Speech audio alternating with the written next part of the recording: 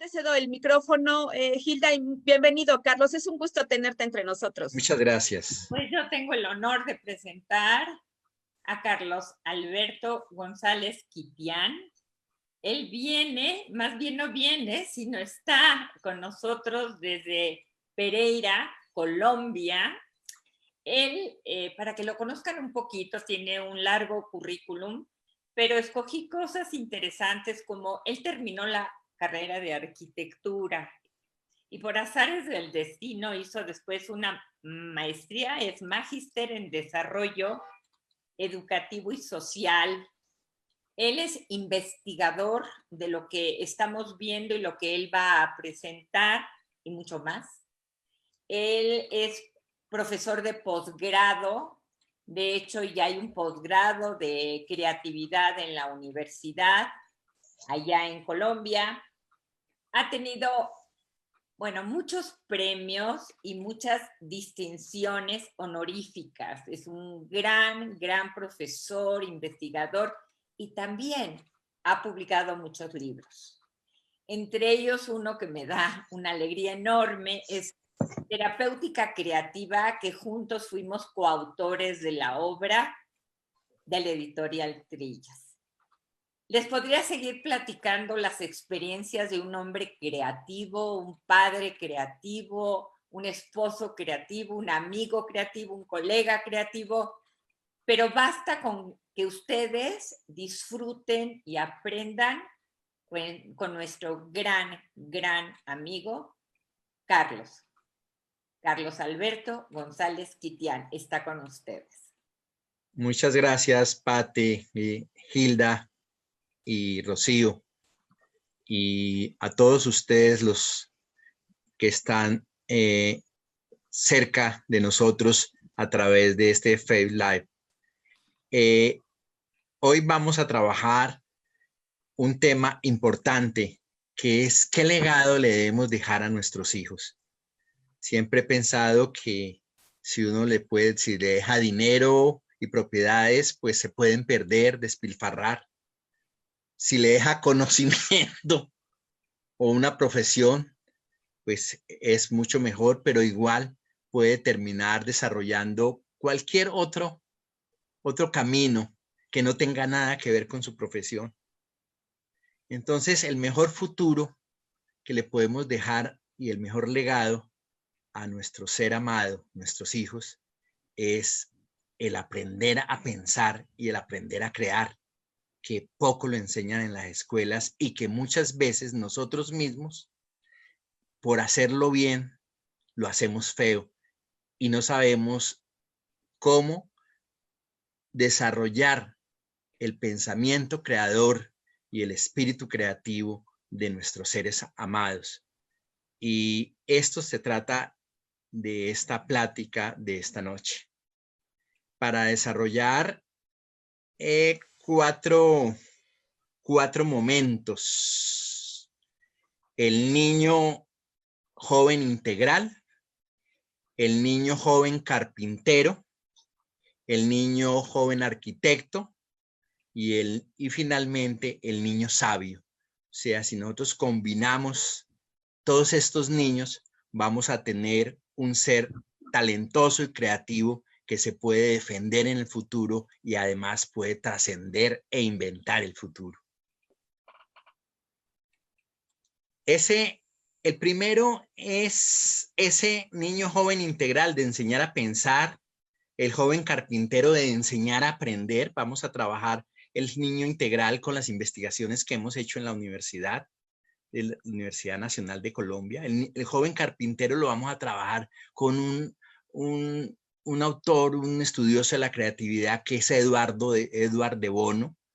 El enseñar a crear con el niño o joven arquitecto a través de tres personas importantísimas en el mundo de la creatividad: Teresa Amabile, Daniel Goleman, que es el de la inteligencia emocional, que hizo un libro también sobre el espíritu creativo, y Sir Ken Robinson, que hace 4 días murió, y cuando estábamos haciendo esos textos lo traje aquí, y precisamente en ese escenario falleció. Entonces, que sea esta oportunidad también para hacerle un homenaje. Y finalmente, el enseñar a ser, que es el crear la combinación de estos 3 niños jóvenes para crear un niño joven, sabio y trascendente.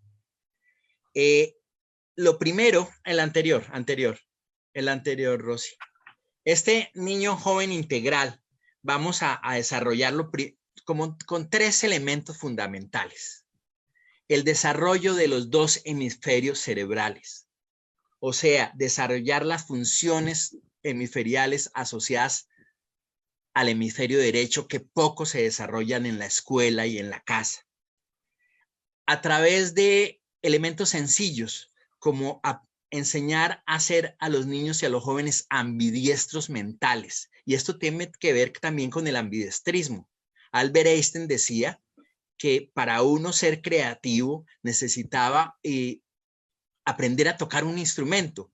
Y era la base porque decía que si nosotros utilizábamos órdenes diferentes a las 2 manos, nosotros podíamos desarrollar un pensamiento más amplio.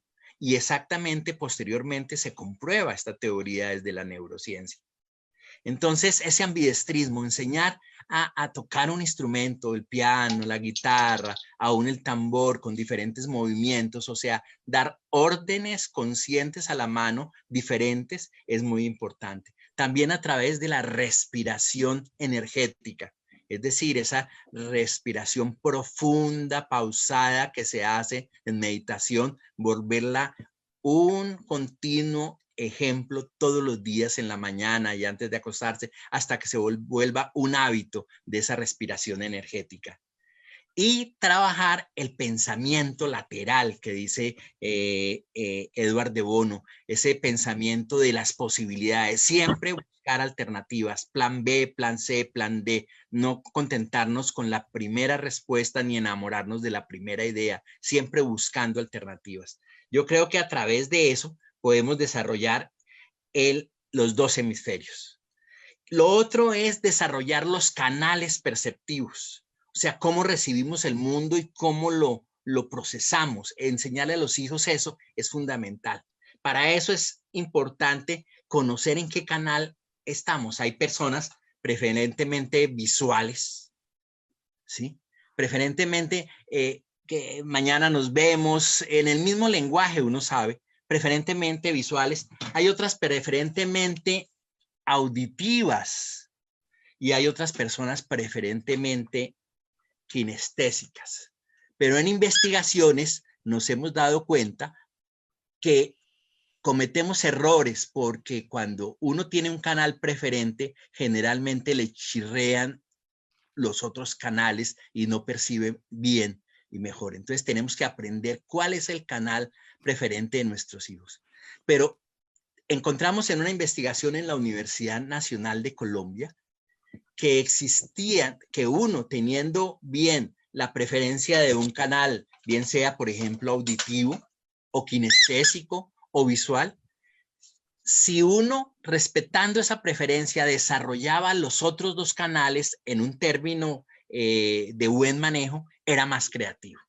Entonces encontramos correlaciones muy altas entre el ambidiestro expresivo, visual, visual, kinestésico, yo siento, yo pienso, el movimiento, y el auditivo para desarrollar la creatividad.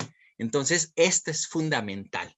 Y la otra, de ese niño integral, además de los canales perspectivos, es también desarrollar el pensamiento visual, aprender a modelar sin ver, aprender a identificar sin ver.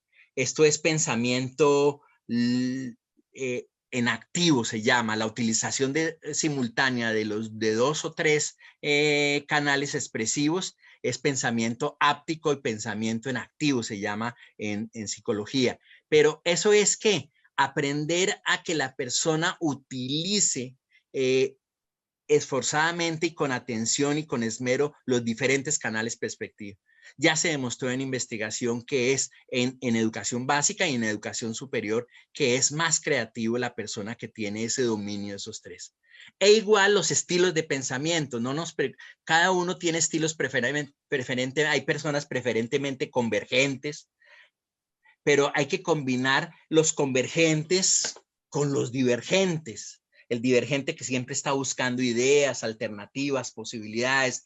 El convergente siempre está buscando acertar, dar la respuesta. Entonces nosotros tenemos que crear esos ambidiestros mentales. Igualmente hay gente que es dependiente de campo, que se organiza entre los... Hay otros que son independientes de campo, que las camisas le quedan todo le queda talla estrecha. Entonces hay que desarrollar y cada pensamiento, cada forma de ser tiene su momento en el proceso de crear y en el proceso de pensar. Entonces es respetar la diferencia, respetar la preferencia cognitiva.